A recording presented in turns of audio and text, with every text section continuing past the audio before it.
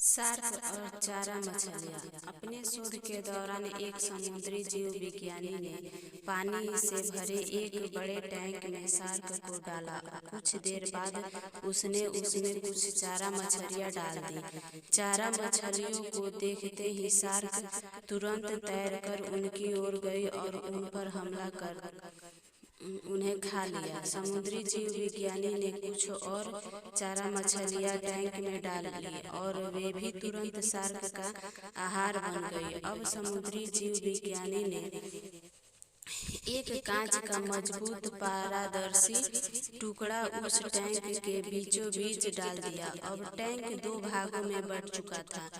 एक भाग में शार्क थी, दूसरे भाग में उसने कुछ चारा मछली डाल दी। विभाजन पारदर्शी कांच से शार्क चारा मछलियों को देख सकती थी। चारा मछलियों के देख शार्क फिर से उन पर हमला करने के लिए उस ओर तैरी, लेकिन कांच के विभाजक टुकड़े से टकरा कर रह गई। उसने फिर से कोशिश की, लेकिन कांच के टुकड़े के कारण वह चारा मछलियों तक नहीं पहुंच सकी। शार्क ने दर्जनों बार पूरी आक्रामकता के साथ चारा मछलियों पर हमला करने की कोशिश की, लेकिन बीच में कांच का टुकड़ा आ जाने के कारण वह असफल रही। कई दिनों तक शार्क उन कांच के विभाजक के पार जाने का प्रयास करती रही, लेकिन सफल न हो सकी। अंततः थक हार कर उसने एक दिन हमला करना छोड़ दिया और टैंक के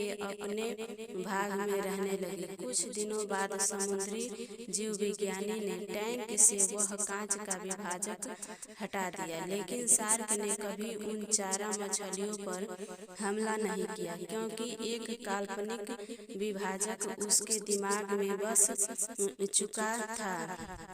उसने सोच लिया था कि वह उसे पार नहीं कर सकती थी। सीख: जीवन में असफलता का सामना करते करते कई बार हम अंदर से टूट जाते हैं और हार मान लेते हैं। हम सोच लेते हैं कि अब चाहे कितनी भी कोशिश कर ले, सफलता हासिल करना नामुमकिन है, और उसके बाद हम कभी कोशिश ही नहीं करते, जबकि सफलता प्राप्ति के लिए अनवरत प्रयास आवश्यक है। परिस्थितियां बदलती रहती है, इसलिए अतीत की असफलता को दिमाग पर हावी न होने दें और पूरी लगन से फिर मेहनत करें और सफलता आपके कदम चूमेगी। उम्मीद है ये कहानी आपको बहुत ही पसंद आई होगी। अगर पसंद आई हो तो लाइक, कमेंट और शेयर जरूर कीजिएगा। अपने दोस्तों को, अपने स्टूडेंट को, अपने जो भी बच्चे आपके पढ़ रहे हो उनको धन्यवाद। राधे राधे।